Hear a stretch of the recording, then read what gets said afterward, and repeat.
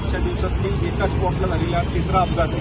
मी तातडीनं ट्रॅफिकच्या डीसीपींना हे कळवलं, कारण बाजूला शाळा आहे आणि या शाळेच्या समोर नेहमी ट्रॅफिक राहतं आणि आज ऑन द स्पॉट त्या ठिकाणी अपघातामध्ये माणसाचा मृत्यू झाला आहे. या ठिकाणी तातडीनं सिग्नल्स बसवणं गरजेचं आहे, स्पीड ब्रेकर बसवणं गरजेचं आहे आणि महानगरपालिकेतही मी आता कळवलं आहे जे आपले झेब्रा क्रॉसिंग्स आहेत ते पण अत्यंत बिकट झालेले आहेत. या घटना वारंवार घडत आहेत, त्यामुळे वाहतुकीनं विशेष लक्ष देणं गरजेचं आहे. पोलिसांनी या स्पॉटला विशेष देणं गरजेचं आहे, या सूचना मी दिलेल्या आहेत.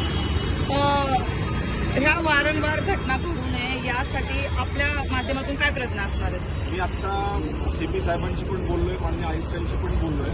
जे असे ब्लॅक स्पॉट्स आहेत त्याला ब्लॅक स्पॉट म्हणावं लागेल, त्यामुळे वारंवार या ठिकाणी घटना घडतात. या ठिकाणी वॉर्डन वाढवणं, पोलीसच्या मार्फत या ठिकाणी स्पीड ब्रेकर तातडीनं त्या ठिकाणी निर्माण करणं आणि हा ट्रॅफिकला कंट्रोल करण्यासाठी कायमस्वरूपी इथं पोलिस उभी असणं हे अत्यंत गरजेचं आहे आणि सिग्नल्स लावणं.